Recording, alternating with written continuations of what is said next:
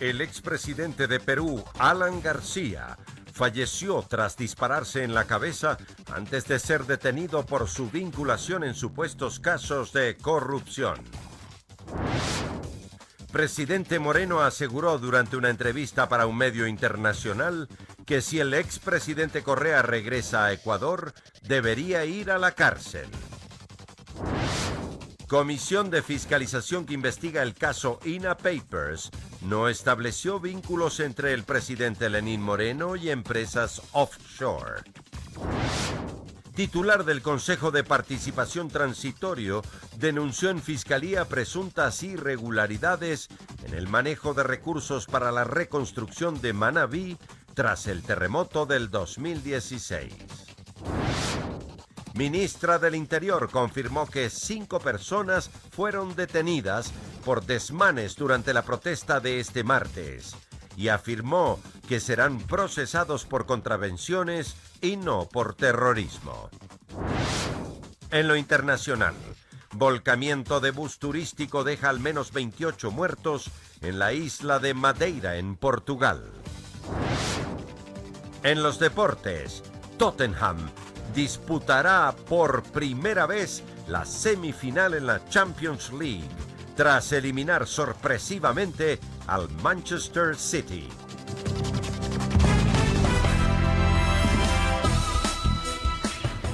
Miércoles 17 de abril del 2019, amigos, es un gusto estar nuevamente con ustedes aquí en Emisión Estelar del Comercio TV con lo más destacado en esta jornada. Es un privilegio trabajar por ustedes. Aquí iniciamos.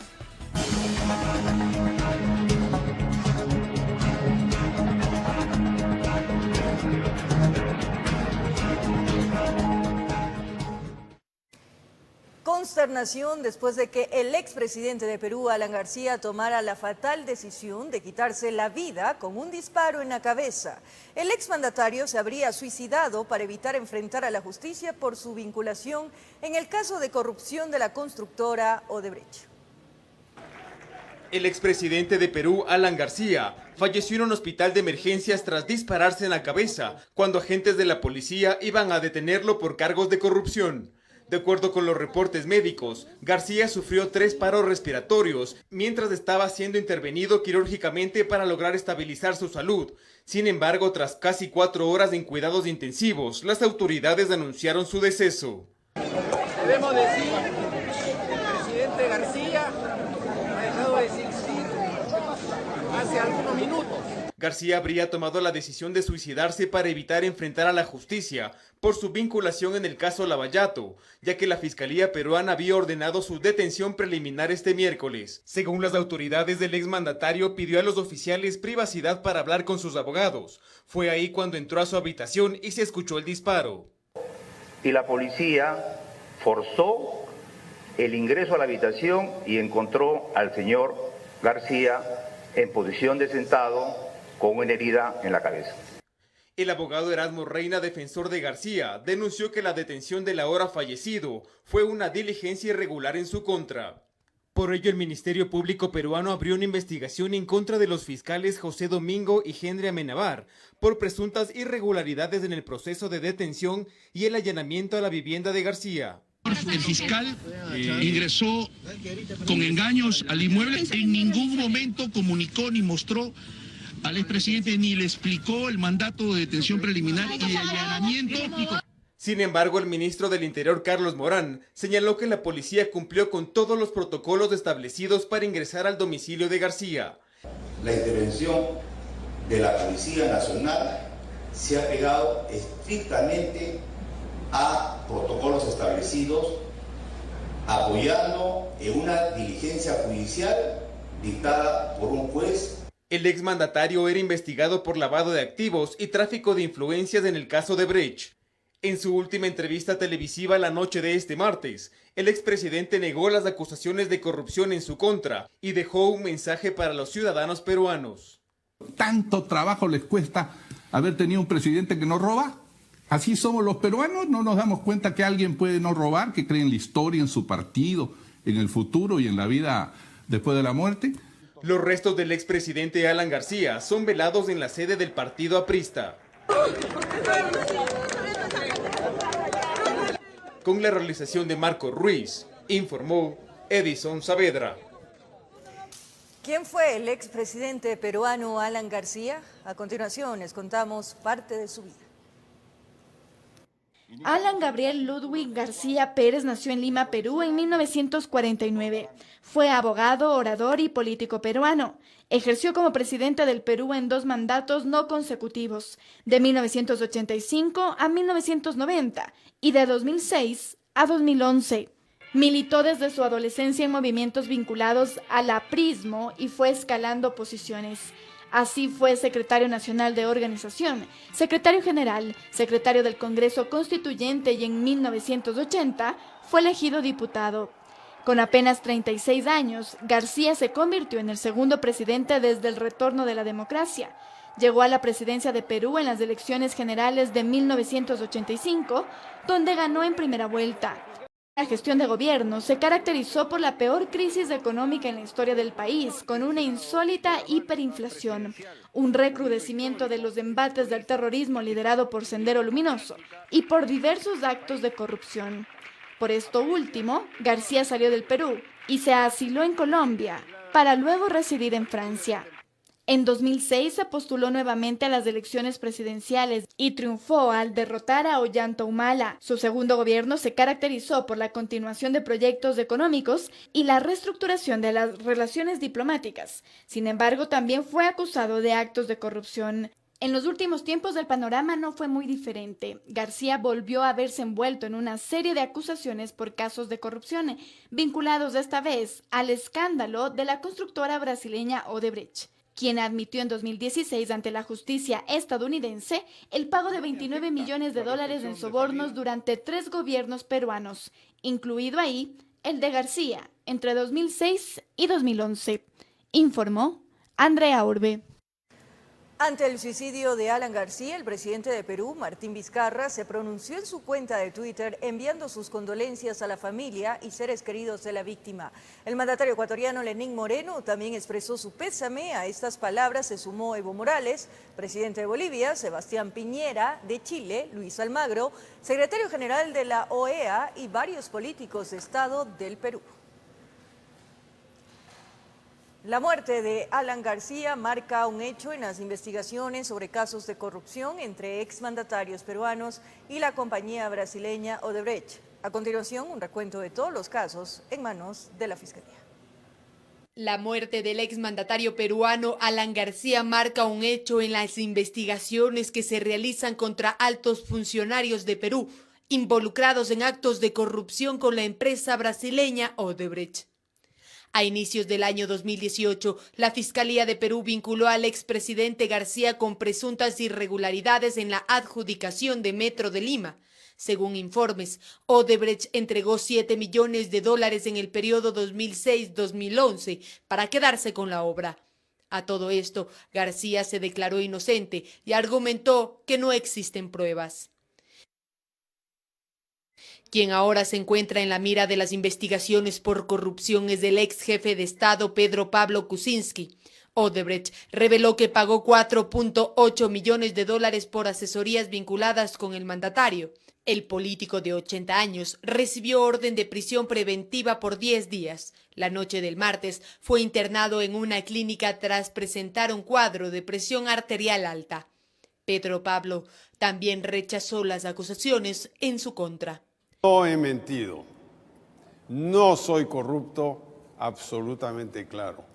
Sobre el exmandatario Alejandro Toledo pesa una orden de detención nacional e internacional. A Toledo se lo acusa de haber recibido un soborno de $20 millones para ganar la construcción de la carretera interoceánica Perú-Brasil. Desde Estados Unidos, Toledo respondió a la cadena internacional EFE.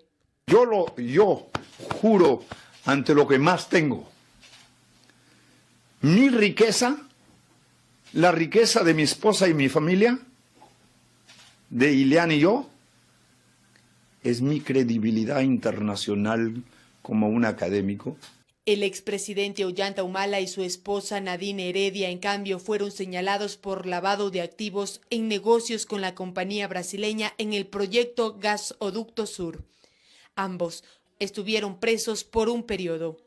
A esta lista se suma Keiko Fujimori, quien se encuentra en prisión tras supuestamente haber recibido dinero de Odebrecht para su campaña electoral en el año 2016. Tras salir a la luz todos de estos casos, en Perú se han registrado manifestaciones en las que los ciudadanos piden un alto a la corrupción. Informó Valeria Navarro. En el ámbito nacional, la Comisión de Fiscalización de la Asamblea busca un acuerdo para aprobar el informe final de su análisis de la denuncia de la existencia de un supuesto entramado de empresas offshore a nombre de familiares del presidente Lenín Moreno. La comisión concluyó que tras el análisis no se ha logrado establecer ningún vínculo entre esas empresas y el presidente de la República.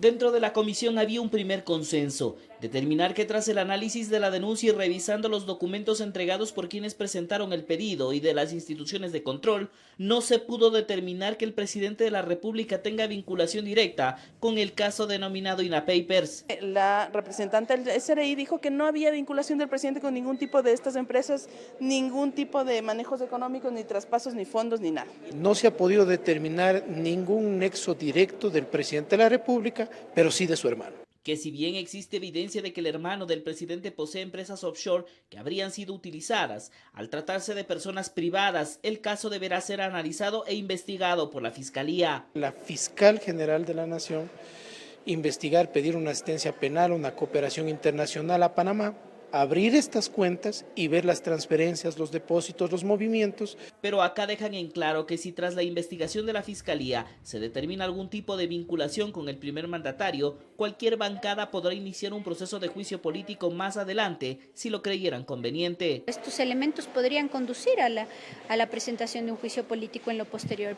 Que cualquier bancada, en el orden de las competencias de los legisladores, podrá iniciar un juicio político si es que logra evidenciar algún tipo de irregularidad de cualquier funcionario público, así como también del presidente o vicepresidente de la República. El informe final, que debe ser elevado al Pleno de la Asamblea, debe ser entregado a la presidenta a más tardar este jueves, día en el que concluye el plazo otorgado por el Pleno de la legislatura para esta investigación. Informó Javier Gallo.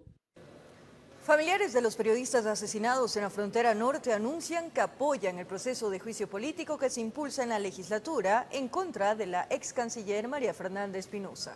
Desde el Gobierno Nacional se anuncia que se ha ordenado nuevamente la desclasificación de la información en torno a este caso. Hasta la asamblea llegaron los familiares de Javier, Paul y Efraín. Se reunieron con la Comisión de Derechos Humanos de la legislatura y aquí agradecían las gestiones de la asamblea que mediante una resolución aprobada este martes exigieron al presidente que finalmente ordene la desclasificación de los documentos referentes al secuestro del equipo periodístico de Diario El Comercio. Celebramos que la Asamblea Nacional haya hecho con la mayoría de votos pues este exhorto al presidente y esperamos que el presidente justamente ya sea hora de que habla esos documentos reservados. Exigencia que ya fue recibida en el Palacio de Carondelet. La ministra de Gobierno anuncia que la desclasificación está en marcha, pero con algunos condicionamientos. Hay una parte de la información que hace parte de la investigación penal. No sé si se refiere a esto la resolución, porque lo que está en este momento en manos de la Fiscalía todavía tiene carácter de reserva, y algo en lo que nosotros hemos puesto reparos es la información que, por ejemplo, siendo parte del COSEPE, no hace relación directa a los temas del secuestro. Cosa que los familiares han rechazado desde el inicio, pues ellos, aunque reconocen que varios documentos son de seguridad nacional, aseguran que es necesario que no se haga una desclasificación selectiva. El ofrecimiento del presidente Moreno fue desclasificar información, y eso tiene que ver con información que entendemos que es sensible, que entendemos que tiene un marco de seguridad, pero estamos hablando aquí de un caso en el que probablemente se cometieron graves violaciones de derechos humanos. Públicamente lo ha hecho el presidente en 7 ocasiones.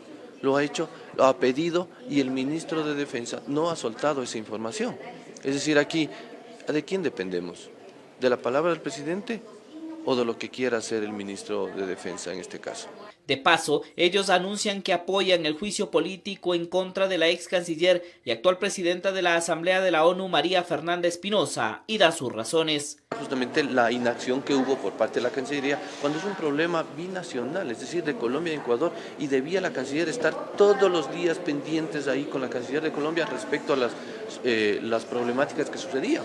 Dicen estar dispuestos a acudir a la Asamblea para dar su testimonio ante la inacción de la Canciller durante y después del secuestro y asesinato de los periodistas. Creemos que, de ser necesario, nosotros estaremos en todos los lugares posibles en los que se requiera nuestro testimonio para aportar no a nuestro beneficio, sino al beneficio del país. Se espera que el proceso de enjuiciamiento en contra de la ex canciller María Fernanda Espinosa arranque la próxima semana y dure al menos 20 días. De allí se conocerá si la ex canciller es o no censurada en el pleno de la Asamblea. Informó Javier Gallo. El Consejo de Participación Ciudadana Transitorio presentó en Fiscalía una denuncia formal sobre las supuestas irregularidades en la reconstrucción de la provincia de Manabí luego del terremoto de 2016. El organismo pide la vinculación del expresidente Rafael Correa. La fiscal general Diana Salazar recibió en persona al presidente del Consejo Transitorio Julio César Trujillo, quien acompañado de los consejeros Miriam Félix y Luis Macas formalizaron su denuncia basada en un informe hecho en el seno del organismo, de acuerdo al cual se identifican presuntos delitos en los que habrían incurrido autoridades del pasado gobierno respecto a los fondos destinados para la reconstrucción de Manabí. Nunca se investigó a pesar de la cantidad de recursos que el pueblo ecuatoriano con esa solidaridad se volcó a través de impuestos, a través de donaciones a dar a Manabí. Nuestra investigación básicamente recoge elementos que nos permiten presumir tráfico de influencias, peculado, enriquecimiento ilícito, adjudicaciones irregulares que se han saltado el debido proceso y han hecho un abuso, si se quiere, descarado de los decretos ejecutivos. La autorización de estos decretos de emergencia para la realización directa de contrataciones las expidió el expresidente Rafael Correa, a quien señalan también para que sea investigado. Además, se mencionan las necesidades que tienen los sobrevivientes del sismo y las obras que, pese a los daños y recursos, siguen inconclusas. Porque según los manavitas no se ha hecho nada. Les falta el hospital de Bahía de Caracas, el de Pedernales, el de Chone, en Calceta, todo lo que se cayó, no se ha puesto ni una piedra. Realizar esta investigación no habría sido tan sencillo, pues en el camino se encontraron con varias trabas. No todas las instituciones han podido ser celériles al momento de entregarnos la información oficial. Hay muchas que se negaron a darnos esta información. El informe aprobado el pasado 13 de marzo por el Consejo de Participación Ciudadana también fue remitido a Contraloría, en donde se solicitó exámenes especiales tanto a las obras como a las contrataciones. Informó Carolina Basante. 250 representantes de la sociedad civil entre gremios y organizaciones que llegaron a consensos para trabajar en un insumo que sea un aporte para el Acuerdo Nacional de Gobernabilidad fue entregado al vicepresidente Otto Sonnenholzner. Este 17 de abril, la presidenta de la Asamblea Nacional, Elizabeth Cabezas, entregó al vicepresidente Otto Sonnenholzner el Acuerdo Nacional por la Gobernabilidad. Se materializa un objetivo que visibiliza que en el Ecuador es posible construir los acuerdos entre el Estado, el gobierno y la sociedad civil con propuestas concretas. Este insumo por este aporte tan necesario para superar ese concepto de que el Ecuador es ingobernable, ese concepto con el que crecimos todos. Fueron 250 representantes de gremios, organizaciones y sociedad civil los que lograron construir acuerdos y consensos. Se han dado pasos importantes que van en la vía correcta para devolverle la confianza y el entusiasmo al empresario y al emprendedor. Hemos logrado trazar ejes transversales con algo tan importante que es ejes transversales que sobrepasen las ideologías, las tendencias y los intereses personales. Los 3 ejes que atraviesa el acuerdo son 1. Economía y producción, 2. Sociedad y democracia, 3. Seguridad y desarrollo. La idea es poder tener una agenda extensa que amplíe este horizonte de reformas y de nuevas leyes necesarias para el nuevo momento político que el país requiere y que demanda de nuestro compromiso y trabajo. Por su parte, el vicepresidente mencionó que el país necesita trabajar en acuerdos, en consensos perdurables. Tenemos que llegar a acuerdos y los acuerdos significan sacrificio, significa ceder posiciones, significa darle espacio al otro, a su opinión, llegar a puntos de equilibrio, si se los quiere llamar así. De esta manera, el vicepresidente Otto Sonnenholzner dirigirá el Acuerdo Nacional por la Gobernabilidad, donde habrá una dinámica de participación abierta e incluyente de la sociedad civil, informó Patricia Aldaz. Desde el Ministerio de Salud se explica que el cuadro básico de medicamentos donde constan fármacos esenciales continúa en análisis para su actualización. Sin embargo, desde la Federación Médica Ecuatoriana se sugiere que es una medida irresponsable alargar más el tiempo para su aprobación. Que aún no hay fecha exacta para la actualización del cuadro básico de medicamentos, el cual ha permanecido igual desde el 2013, es lo que asegura el viceministro de Salud, Carlos Durán, ya que dice, no es competencia directa del Ministerio de Salud. Su aprobación depende de una instancia que se denomina el Consejo Nacional de Salud y de su directorio. Pero dentro del directorio están representados miembros de todo el Sistema Nacional de Salud. Explica además que se creó una nueva comisión ad hoc para que reanalice las decisiones que desde el CONASA se emitieron. Sin embargo, Ernesto Carrasco, presidente de la Federación Médica Ecuatoriana, a través de una videollamada, insiste en que la conformación de comisiones para que se analicen los medicamentos a incluirse ya se realizó hace 4 años y que el reanálisis dilata innecesariamente más los tiempos. Entonces ahora lo que se está haciendo es un proceso totalmente al margen de la ley. A pesar de que Durán señala que no es un tema de financiamiento, sino de analizar más a fondo los medicamentos que se aprobarían de ser el caso, Carrasco refuta y añade que mientras más rápido se reconozca que hay falta de solvencia, más rápido se hallará una manera para encontrar recursos necesarios. Este es un tema de si los medicamentos extremadamente caros que se están proponiendo incluir en el cuadro efectivamente hacen o lo que dicen hacer, digamos. Pero si se sigue manejando el tema políticamente, haciéndole creer al presidente que no hay un problema, que no pasa nada y que es solo un estudio que se va a demorar más, la gente se va a seguir muriendo. El Cuadro Nacional de Medicamentos Básicos contiene los fármacos esenciales para cubrir las necesidades de la salud de la mayoría de la población. Las instituciones sanitarias públicas se ven obligadas a adquirirlos. Si alguno está fuera de esta lista, no se permite su adquisición. En Quito informó Andrea Orbe.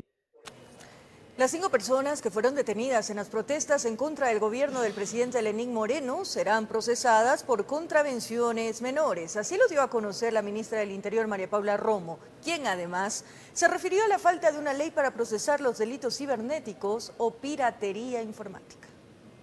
María Paula Romo, ministra del Interior, confirmó que 5 personas fueron detenidas en las manifestaciones del martes 16 de abril en contra del gobierno del presidente Lenín Moreno. Van a ser procesados por contravenciones. Lo que puedo garantizarles es que no van a ser acusados por sabotaje o terrorismo. Así también lamentó que la marcha se haya dado de forma violenta.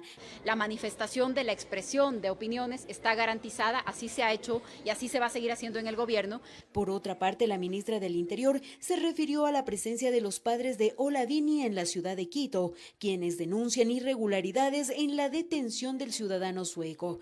El juez de garantías penales es el que tiene que certificar, es el que tiene que revisar si es que el tiempo de la detención es el correcto, si es que los requisitos o si es que las presunciones son apropiadas. En este sentido, mencionó que lejos de los casos que tienen que debatir jueces y fiscales, Ecuador debería estar alerta para que el país no se convierta en un centro de piratería informática o delitos cibernéticos. El Ecuador no ha ratificado la Convención de Budapest. El Ecuador es uno de los pocos países en la región que no tiene una ley de ciberseguridad. Por lo que recalcó que el país tiene que fortalecer sus capacidades para resistir este tipo de ataques y sancionar a los responsables, recordando que desde que fue retirado el asilo político a Julian Assange, el país ha estado enfrentando un ciberataque. Se han concretado 26, si no me equivoco, la última cifra que tenemos, y han consistido en robo de información en algunos casos, han consistido en sacar del aire algunas páginas en otros casos.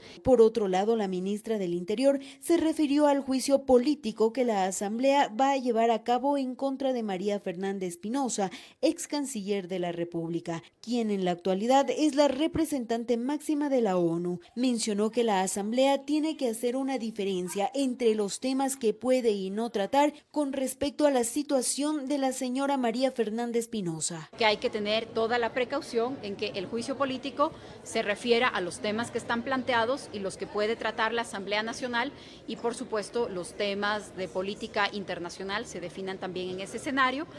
Informó Patricia Aldaz.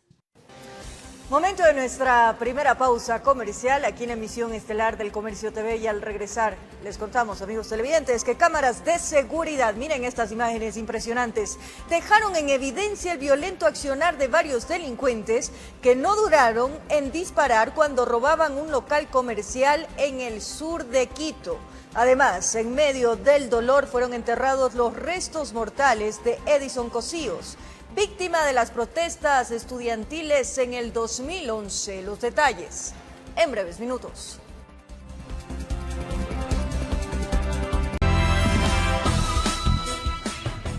Gracias por seguir en nuestra sintonía. Como lo anunciamos, en medio del dolor y la consternación fueron enterrados los restos mortales del joven Edison Cosíos, víctima del impacto de una bomba lacrimógena durante unas protestas estudiantiles en el 2011. Acompañado de la banda del Colegio Mejía, fue llevado el féretro con los restos mortales de Edison hasta su última morada. Los colores de la institución que tanto amó le cobijaron hasta el final. Su familia no tuvo más que palabras de agradecimiento para aquellos que les acompañaron en estos más de 7 años de lucha, luego de que el joven quedara en estado vegetal por un impacto de bomba lacrimógena en su cabeza. Que con todo el cariño a nuestro hijo Edison nos ayudaron en todo lo que pudieron. Moralmente nos unimos para fortalecernos en fuerzas y darle el mejor cuidado a Edison. De manera incondicional estuvieron junto a nosotros. Gracias. Gracias de verdad por todo ese apoyo que nos ayudaron a sumar fuerzas a las nuestras. Durante el servicio, amigos y familiares recordaron el ímpetu luchador e idealista de Edison, que lo llevaron a esa protesta que marcó su vida, pero que también logró vencer todo pronóstico médico, informó Carolina Basante. En Chimborazo, un niño de 6 años murió tras quedar atrapado en un juego inclusivo de un parque infantil de Riobamba. El menor falleció tras las múltiples heridas. Los padres de Samuelito no encontraban resignación. Solamente les quedó el velar su pequeño cuerpo dentro de la iglesia cristiana. Voluntad de Dios es que horas antes el niño de apenas 6 años se habría quedado aprisionado en este juego inclusivo ubicado en el Parque Guayaquil de la ciudad de Riobamba. Se había procedido a trasladarse en primera instancia el cuerpo al hospital, en donde se supo que había fallecido. Vuelta y se resbaló, y como la rueda estaba dando la vuelta y se quedó atorado ahí. Según su padre, el menor estuvo acompañado de su hermana y una chica de 18 años. Con su voz entrecortada busca resignación y pide a los padres de familia que también tengan ese valor de cuidar y como no, también a las autoridades sugerir que tenga esa seguridad, porque hoy es mi niño, mañana puede ser de otro. Estos son los juegos inclusivos para niños con discapacidad que hace poco inauguró el municipio de Riobamba. Aquí se pudo observar las indicaciones y consejos de cómo deben utilizar los aparatos. Según testigos, existe mucha aglomeración de niños, tornándose peligroso. Mucho exceso de niños, y se suben y baten durísimo, y ahí en esa instrucción dice que no, que deben leer las instrucciones. Mientras se consumían las veladoras, se pudo observar que el juguete preferido de Samuelito adornaba el frío féretro. Bajo este carrito, según sus padres, su libro especial, la Santa Biblia. Sé que primero creo en Dios y Dios tiene un plan, y él tuvo que utilizar de esa manera. Para el fiscal, el caso se investigará de manera prolija, pero si se tratara de una muerte accidental, pues simple y llanamente tendríamos que cumplir con los protocolos que manda la ley. Una muerte que dejó a una familia sumida en el intenso dolor, de la diversión al sepulcro. En Chimborazo informó Darwin Altamirano. Cámaras de seguridad dejan en evidencia el violento accionar de varios delincuentes que no dudaron en disparar. En el momento en que robaban un local comercial en el sur de Quito, el propietario está vivo de milagro.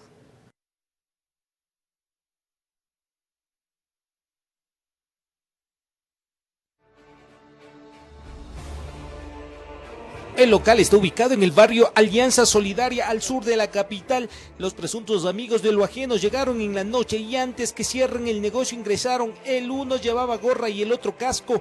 De pronto el último sacó un arma de fuego y apuntó al propietario. El hombre reaccionó y el supuesto delincuente intentó pasar las rejas, pero no lo logró y cargado de rabia realizó varios disparos. Entran 3 pistoleros directamente a quemarropa, a hacer daño a la humanidad de las personas. Milagrosamente las balas no alcanzaron al dueño del negocio. Con medio cuerpo adentro buscó abrir los cajones, supuestamente encontró algo de dinero. Los dos amigos permanecieron en el interior menos de un minuto, mientras afuera les esperaba una moto para la huida. Nos encontramos desamparados, nerviosos, no podemos estar tranquilos ya en nuestras viviendas. Fue lo más violento que vieron los vecinos y la gota que derramó la copa. Se unieron para poner fin a los delincuentes. Ahora están atentos, tienen un chat, saben que unidos es la única forma de vencer a los malos. Estamos cansados de los asaltos, los robos, intentos de secuestro. En el mismo barrio, otra cámara grabó el accionar de 3 sujetos. El modus operandi: 2 sirven de escalera, mientras el tercero busca violentar la seguridad desde las ventanas, o en un golpe de suerte, una esté abierta. No contamos con un UPC propio del barrio. Tenemos que acudir a los UPC de los barrios más cercanos, pero no hemos tenido la respuesta efectiva. Frente a los altos niveles de inseguridad que denuncian los vecinos, el director de la Policía Judicial expresó que todos los días trabajan para dar respuestas a la comunidad. De alguna forma, el uso de medios, de redes sociales es mucho más masivo y se conocen más los casos. Todo eso hay que analizarlo. Incluso al referirse al Distrito Metropolitano de Quito, expresó que será evaluado el trabajo de su comandante. Tiene una gran responsabilidad, es un señor general, y el que tiene que establecer las estrategias más adecuadas para poder dirigir los servicios policiales. Esto mientras cada vez aparecen más puntos donde supuestamente la delincuencia sigue ganando terreno. En Quito informó Iván Casamen. Recorremos el país. En la provincia de Imbabura fue desarticulada una presunta organización delictiva dedicada al tráfico de material aurífero. Varios sospechosos fueron detenidos. Entre las evidencias se decomisaron bultos con material minero.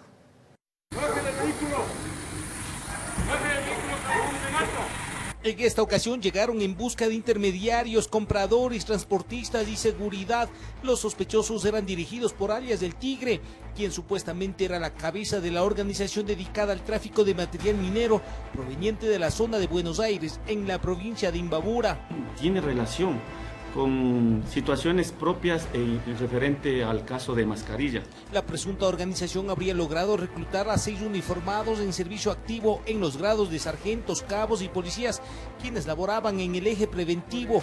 Los gendarmes supuestamente les cruzaban información de los controles en las vías, operativos, incluso uno ya contaba con su propia bodega clandestina donde compraba las rocas que esconden disimuladamente el metal de la fortuna.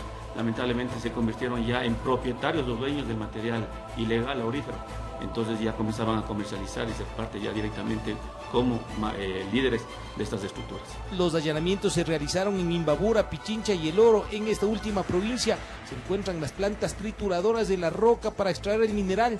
Con la acción policial las autoridades buscan frenar a los que serían en este caso los intermediarios, o sea quienes están en la mitad de la cadena ilegal. Dentro de los detenidos se encuentran hermanos y familiares de este alias del Tigre. Entre las evidencias, 700 bultos de material aurífero, bodegas, poleas, vehículos incautados y dinero en efectivo.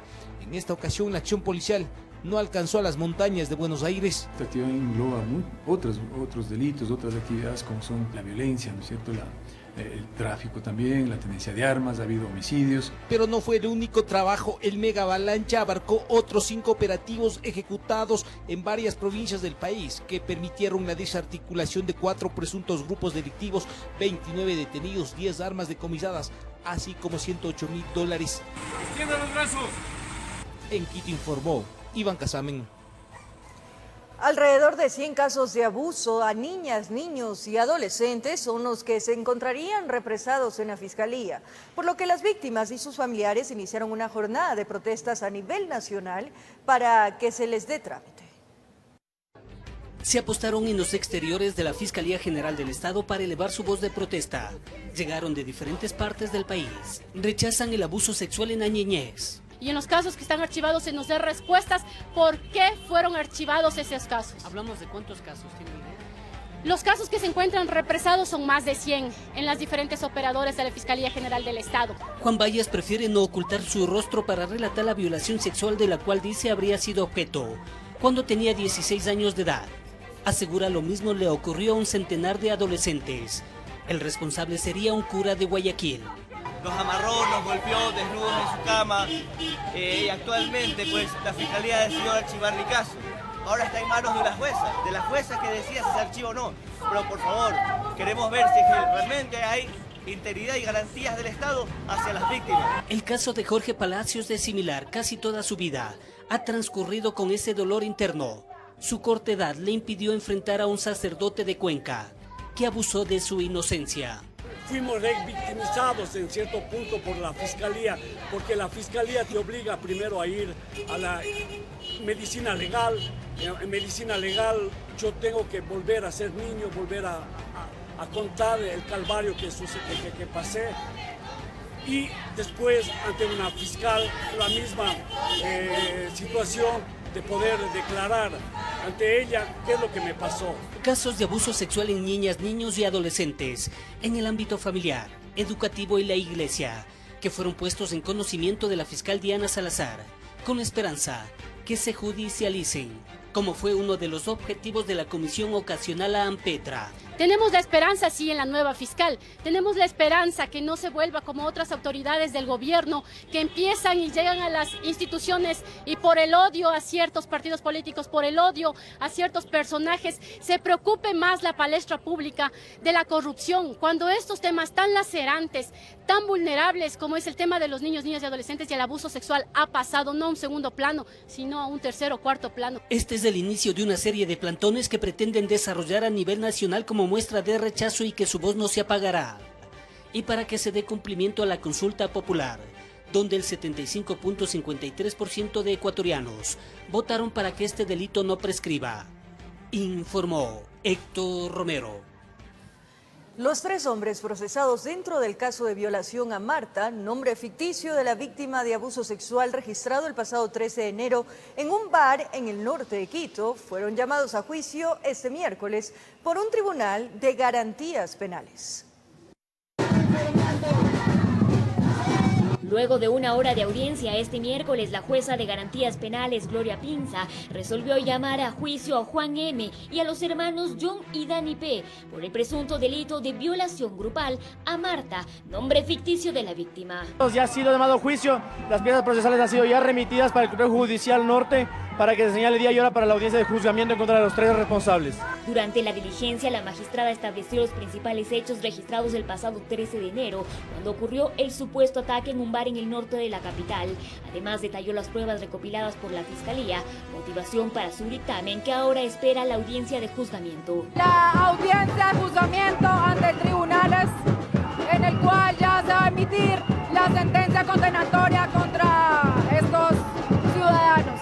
Esta resolución fue rechazada por la defensa de los hermanos procesados, quien indicó que carecería de motivación. Solo se limita a decir, evidencia 1, parte policial, evidencia 2, versión, evidencia 3, pericia, evidencia 4. Eso no constituye motivación. Es decir, el auto es violatorio del principio constitucional de motivación. Y es que señala que dentro de la prueba de audio y video dentro de este caso existirían varias inconsistencias que la Fiscalía no habría tomado en cuenta. La pericia de audio y video establece de forma clarísima que en el acto se identifica una persona que participa, pero aparte de eso participan 2 sujetos y que es una mujer. Y este hecho cambia la dirección de la investigación, pues.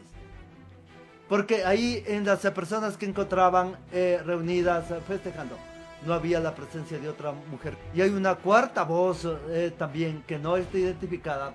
Mientras tanto, en torno a Javier G., quien fue el último vinculado en el proceso, cuenta con un dictamen abstentivo que, a decir de su abogado, se espera la ratificación del mismo por parte de la Fiscalía Provincial. Falta la ratificación del dictamen abstentivo que goza de un sinnúmero de pruebas. No es cuestión de tiempo. Todo esto mientras en los exteriores de la unidad de flagrancia se concentraron decenas de personas en apoyo a Marta, quienes celebraron el llamado a juicio y exigían la máxima pena. En Quito informó Adriana Rojas. Una nueva pausa.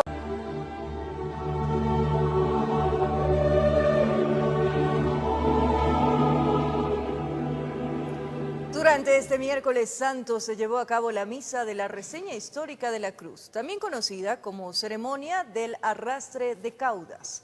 Según explicó el arzobispo de Quito, este acto religioso se desarrolla sin interrupción desde hace 474 años.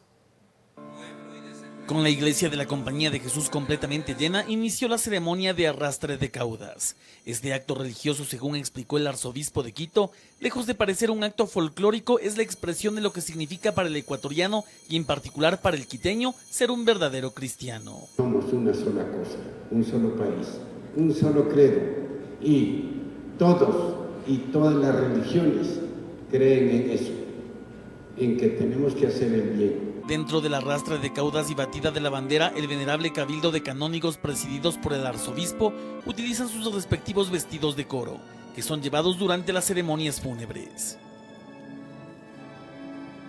De su parte, el arzobispo mantiene una capa magna y bonete cubierto por una cogulla. Los canónigos emprenden el recorrido vestidos con capas negras y cogulla con vueltas de terciopelo. La cauda negra de varios metros los acompaña, desplegada en toda su extensión. En la solemne procesión fúnebre, cada canónigo va acompañado de 2 acólitos que llevan cirios. Un tercer canónigo cuida la extremidad de la cauda.